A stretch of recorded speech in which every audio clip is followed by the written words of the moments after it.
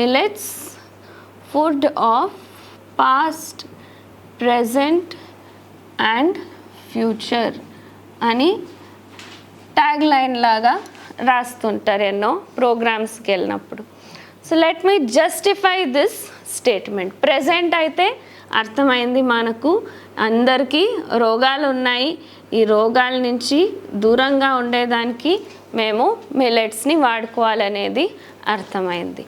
So ఈ past అంటే ఏంటి, పాస్ట్లో కూడా దీన్ని వాడుతున్నారు అని చెప్పాను. So let me give you few examples or few anecdotes which mention the usage of millets. So మనకు ముందు వాళ్ళు ఇవే వాడుతున్నారు అని ఎక్కడి నుంచి తెలుస్తుంది, దానికి ప్రూఫ్ ఏంటి అనే దానికి కొన్ని examples. So let's start with మన పురాణాల్లో ఎన్నో కథల్లో ఎక్కడైతే మేము ఆహారం గురించి వింటామో అక్కడ ఈ సిరిధాన్యాల గురించి రాసిండేది దొరుకుతుంది.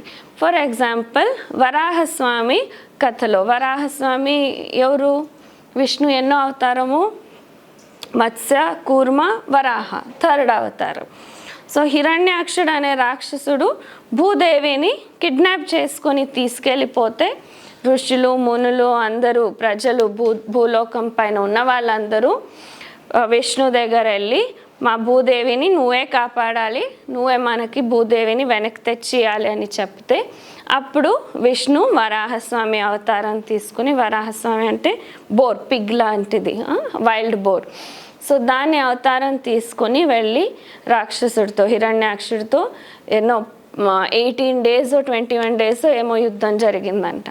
సో యుద్ధం అంతా అయిన తర్వాత వరాహస్వామి సక్సెస్ఫుల్లీ భూదేవిని తెచ్చి మళ్ళా యూనివర్స్లో తన పొజిషన్లో ప్లేస్ చేసిన తర్వాత అందరూ ఋషులు, మునులు, ప్రజలందరూ వరాహస్వామికి పూజ చేస్తూ నమస్కారం చేస్తూ, మీ రుణం మేము ఎలా తీర్చేది, మీరు మాకు ఇంత కష్టపడి మా భూదేవిని వెనక్కి తెచ్చి ఇచ్చారు, మీ రుణం ఎలా తీర్చేది, ఏం చేయాలి చెప్పండి అంటే వరాహస్వామి చెప్పింది ఏంటంట, నాకు ప్రియాంగు పాయసాన్ని నైవేద్యంగా పెట్టండి, అంతే చాలు మీ రుణం తీరిపోతుంది అని. సో ప్రియాంగు అంటే కొర్రలు, ఫాక్స్టైల్ మిల్లెట్ది లోకల్ ట్రైబల్ నేము ప్రియాంగు అని అంటారు.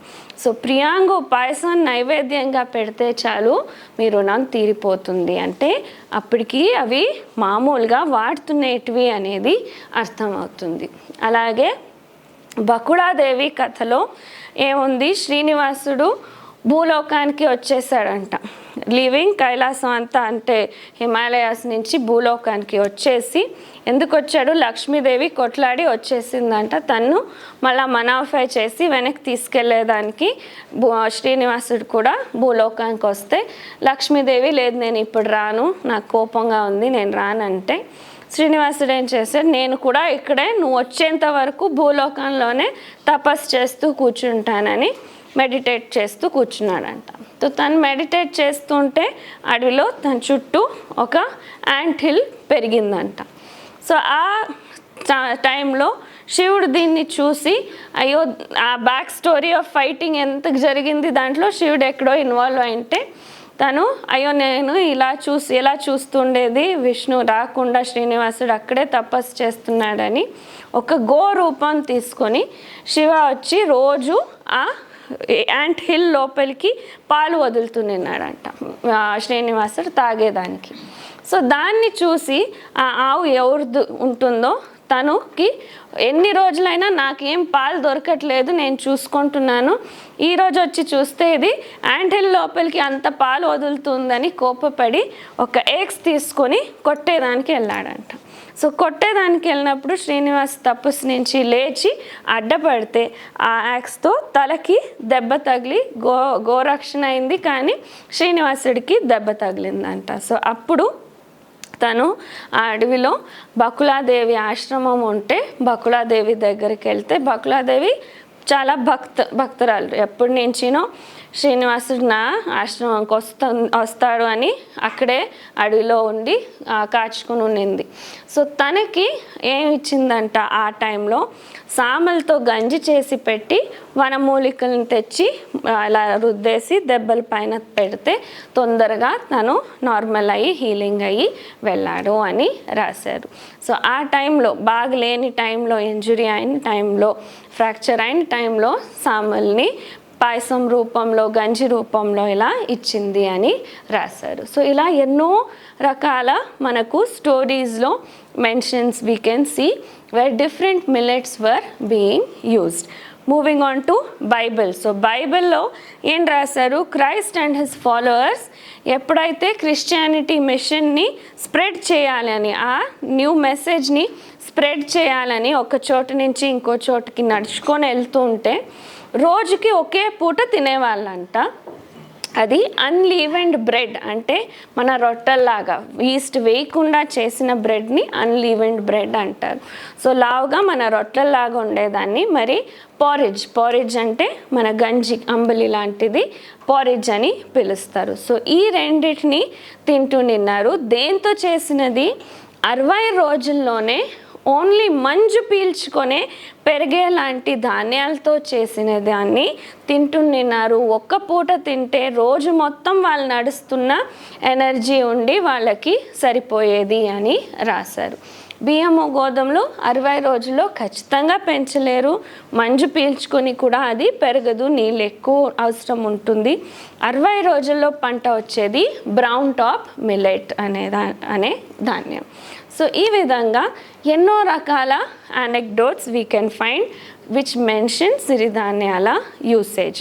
సో చైనాలో మీరు వాళ్ళ హిస్టరీలో చూస్తే మనకి ఇక్కడెక్కడ చోళా డైనస్టీ, హొయసలా డైనస్టీ, రాజ్పూత్స్ ఇలా కింగ్డమ్స్ పేరు చెప్తాము. అలాగా చైనీస్ డైనాసిటీ పేర్లు మిల్లెట్స్ పేర్లలో ఉంటాయి మీకు. So that was used as a symbol of power. మా స్థలంలో ఇవి పండిస్తున్నాము, ఎక్కువగా ఉంది, ఇవి పవర్ఫుల్ అని చూపించేదానికి వాళ్ళ డైనాసిటీ పేర్లు మిల్లెట్స్ పేర్లతో పెట్టుకున్నారు. లైక్ చైనీస్లో foxtail dynasty, little millet dynasty, అలా చైనీస్ పేర్లతో ఉన్నాయి. ఈజిప్ట్లో మీరు మమ్మీస్ చూసినప్పుడు, సో మమ్మీస్ వాళ్ళ కాన్సెప్ట్ ఏంటి? ఈజిప్ట్లో ఎవరైనా చనిపోతే ఆఫ్టర్ లైఫ్ ఉంటుంది, మా ఆత్మకి ఇంకో జన్మ ఇంకా కంటిన్యూ అవుతూ ఉంటుంది. సో ఆ ఆఫ్టర్ లైఫ్కి, ఆ జర్నీకి కూడా మేము ఇక్కడి నుంచి అన్నీ తీసుకెళ్ళాలి. అంటే వాళ్ళు చనిపోయినప్పుడు బాడీని బరీ చేసేటప్పుడు జ్యువెలరీ, ఫుడ్, క్లోత్స్ అన్నీ కలిపి దాని మమ్మీస్కి టోంబ్ కట్టేసి బరీ చేస్తున్నారు. సో ఆ టోంబ్స్లో మీరు చూసినప్పుడు యూ కెన్ సీ గ్రెయిన్స్ కూడా వేస్తున్నాను. ఆహారం కావాలని ఆ ధాన్యాల్ని కూడా వాళ్ళు వేసి పంపించే దాంట్లో మిల్లెట్స్ మీకు దొరుకుతున్నాయి. When the archaeological findings are there. అలాగే ఇంకా ఓల్డెన్ సివిలైజేషన్ది బోన్ రిమైన్స్ దొరికినప్పుడు ఆ జాస్ మధ్యలో పళ్ళు ఎక్కడున్నాయి, పళ్ళ మధ్యలో మిల్లెట్ గ్రెయిన్స్ కూడా దొరికినవి, చాలా ఎక్కడెక్కడో జరిగినవి రిటర్న్ ఎవిడెన్సెస్ దేర్. మనకి ఇక్కడ మా కర్ణాటకలో దెర్ ఆర్ శిలాబాలిక అని దేవలాన్లో there are lot of sculptures, very beautiful intricate sculptures are there. నార్త్లో ఎలా ఖజురాహో ఫేమస్, అలా మనకు సౌత్ ఇండియాలో శిలాబాలికల కోసము, ఆ స్కల్ప్చరింగ్ కోసము హళేబీడు, బేలూరు అని ఒక 2 టెంపుల్స్ ఉన్నాయి. సో అక్కడ ఎక్కడ మీకు శిలాబాలికలు అంటే మెనీ బ్రిటిష్ రేడ్స్ టైంలో ఇవన్నీ తీసుకెళ్ళిపోయారు. అక్కడ మ్యూజియంస్లో మీకు ఎక్కువ కనిపిస్తాయి ఈ స్కల్ప్చర్స్. ఇక్కడ మిగిలిన దాంట్లో మీరు చూస్తే ధాన్యాలు అని, ఆహారం అని కనిపించిన అన్ని దాంట్లోనూ ఇలా రౌండ్ షేప్లో ఉంటాయి. ఏవి రౌండ్లో ఉంటాయి షేపు? మన మిల్లెట్స్ అన్నీ న్యూట్రల్ గ్రెయిన్స్, పాజిటివ్ గ్రెయిన్స్ అన్నీ రౌండ్ షేప్లో ఉంటాయి. ఎక్కడా కూడా మీకు ఆ స్కల్ప్చర్స్లో కూడా ఎలిప్టికల్ షేప్ అంటే బియ్యం గోధుమలు ఎలిప్టికల్ షేప్లో ఉన్న ధాన్యాలు కనిపించేదానికి దొరకవు. అంటే ఏంటి, అప్పుడు కూడా మామూలుగా రోజు వాడుతున్న ధాన్యాలు రౌండ్ షేప్లో ఉన్న ధాన్యాలు అంటే మన మిల్లెట్స్ సిరిధాన్యాలు న్యూట్రల్ గ్రెయిన్స్ అన్నీ వాడుతున్నారు అనేదానికి అది కూడా మనకు ఎవిడెన్స్గా ఉంటుంది. సో ఈ రకంగా if we search we will find and realize that this was the staple food. బియ్యం గోధుమలు లేవని చెప్పట్లేదు, they were occasionally used now and then when available. But మామూలుగా 365 days 3 days వాడుతున్న 3 times a day వాడుతున్న ఆహారము మన మిల్లెట్స్ అయింది. Not just in India, all over the world. Slowly and steadily they have disappeared and to such an extent that దాని విత్తనాలు కూడా మనకు దొరకకుండా అయ్యేంత వరకు they have disappeared. And now we have started to revive them. ఇదేనా సిరిధాన్యాలని మీరు అడగచ్చు. ఖచ్చితంగా కాదు. మాకు దొరికి దాన్ని రీసెర్చ్ చేసి ప్రజలకి ఇచ్చి బాగా ఏది చూసి చెప్పేదానికి అవుతున్నది 5 సిరిధాన్యాలు. ఇంకా ఎన్నో ప్రజలు మర్చిపోయి అప్పుడే డిసపియర్ అయిన ధాన్యాలు ఇంకా ఎన్నో ఉండొచ్చు, which need to be again revived back and studied. ఇంకా ఎక్కువ దాని గురించి పనులు చేయాల్సినవి ఇంకా ఎన్నో ధాన్యాలు ఉండొచ్చు.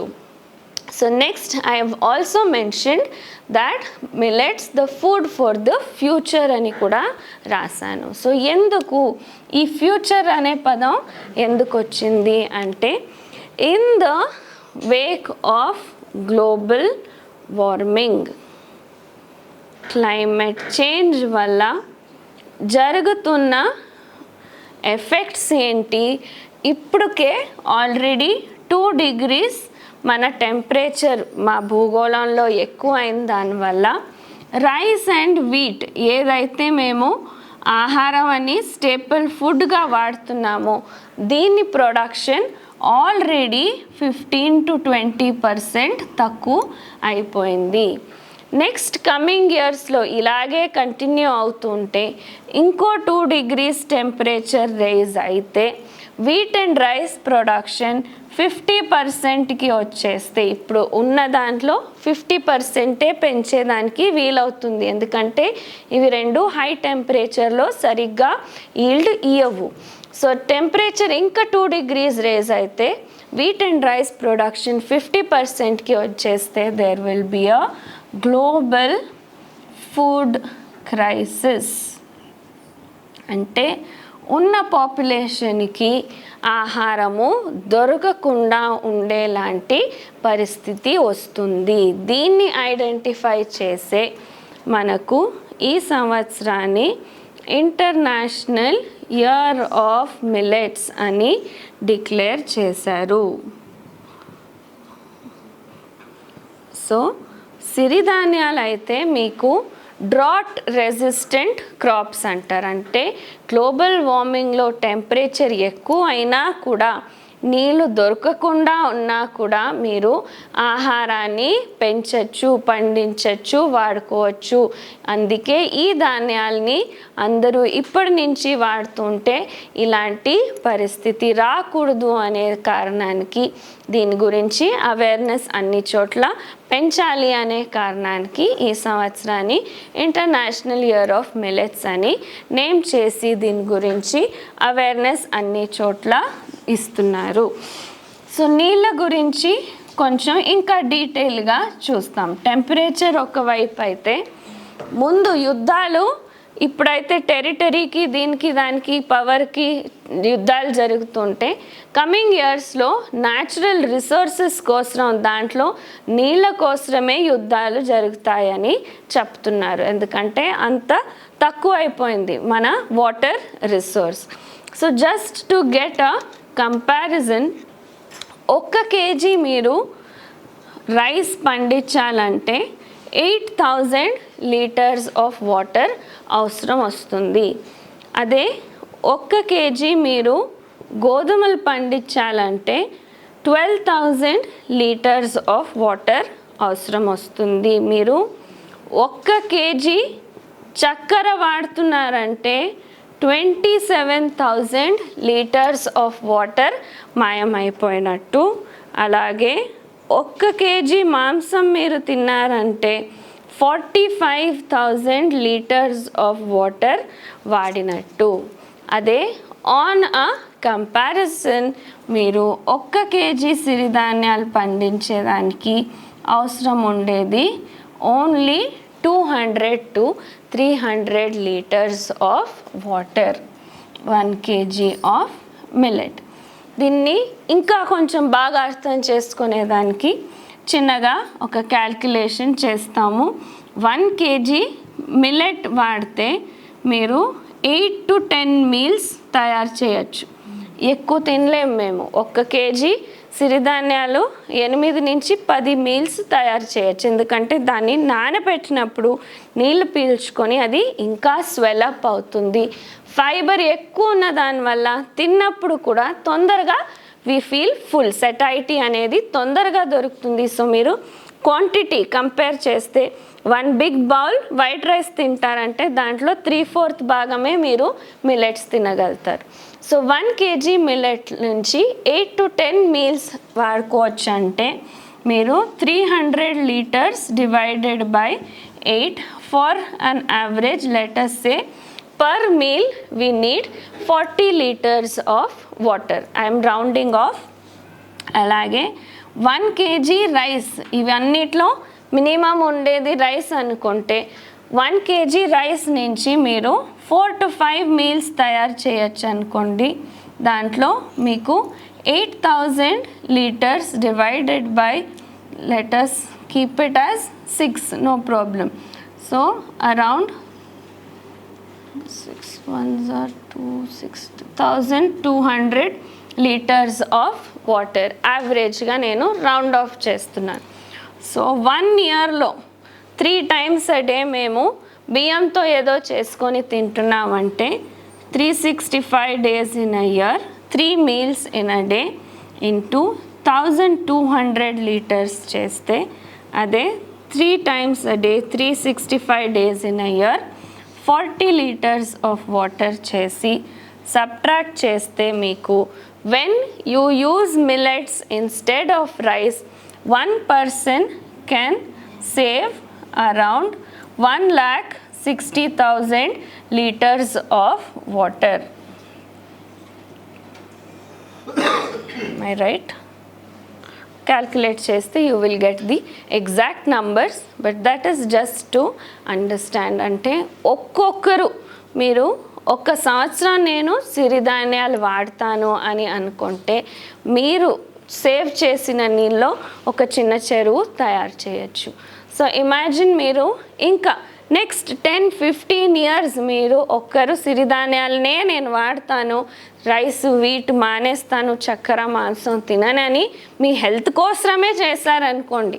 అయినా కూడా మీరు మీ స్వార్థం కోసం చేసినా కూడా మీకు వితౌట్ యువర్ ఓన్ నాలెడ్జ్ ఒక నది, ఒక చిన్న స్ట్రీమ్ పారేంత నీళ్ళని మీరొక్కరే సేవ్ చేయొచ్చు. So in terms of saving the natural resources వేరే జంతువుల కోసం కాదు, మీ నెక్స్ట్ జనరేషన్ కోసం ఏమైనా మిగిలిండాలి అని అనుకున్నా కూడా we need to start shifting our food. So ఎన్నో ఎన్విరాన్మెంటల్ సమ్మిట్స్ జరుగుతాయి. అక్కడ ఫారెస్ట్ పెంచాలి, సేవ్ వాటర్, సేవ్ సాయిల్ అంటారు, అన్నీ మాట్లాడతారు. కానీ if we don't change our food, ఆహారం అనేది మారలేదంటే ఇవన్నీ మీరు ఏం చేసినా each one is important, yes, but ఆహారం మారలేదంటే అవన్నీ వేస్టే. మేము కాఫీలు టీలు ఇక్కడ తాగుతూ ఉంటే అక్కడ హిమాలయాల్లో వెస్టర్న్ ఘాట్స్లో అడవుల్ని నాశనం చేస్తూనే ఉంటారు. ఎందుకంటే సచ్ బయోడైవర్సిటీ రిచ్ ఉన్న మౌంటేనియస్ రీజన్స్ని ఒక్కొక్క ఎలా అంటే మీరు వచ్చి చూస్తే, మీరు సైట్ సీయింగ్ వెళ్తే చూడొచ్చు, వ్యూ పాయింట్లో నించుంటే మీకు you can see around 7 to 8 ranges of mountains. ఆ మొత్తం అంత దృష్టి వరకు ఎంత కనిపిస్తుందో జస్ట్ 15-20 ఇయర్స్ బ్యాక్ కూడా అవన్నీ అడవులు ఉండేటివి, మొత్తం క్లియర్ చేసి అన్నీ tea estate, coffee estate, tea estate, coffee estate అవే మీకు కనిపించేది. సో అంతవరకు మాకు if you go to Malaysia side, మీరు ఇండోనేషియా సైడ్ వెళ్తే ఫ్లైట్ ల్యాండ్ అయ్యే ముందు చూస్తున్నా కూడా మీకు అక్కడ ముందు ఎన్ని వెరైటీ ఆఫ్ డైవర్స్ ట్రీస్ ఉన్నది అన్నీ తీసేసి ఓన్లీ పామ్ ఆయిల్ చేసేదానికి పామ్ ట్రీస్ వేశారు. మొత్తం కిలోమీటర్స్ అండ్ కిలోమీటర్స్ ఒకే రకంగా కనిపిస్తాయి. సో ఇలా మన స్వార్థం కోసము న్యాచురల్ రిసోర్స్ని ఇలా డ్రైన్ చేసేసి అందరికీ వేరే ప్రాణులకు మరి మన ఫ్యూచర్ జనరేషన్స్ ఉంటాయా లేదా అనేలాగా క్వశ్చన్ మార్క్ చేసేలాంటి పరిస్థితి, and we are the ones who are responsible for it.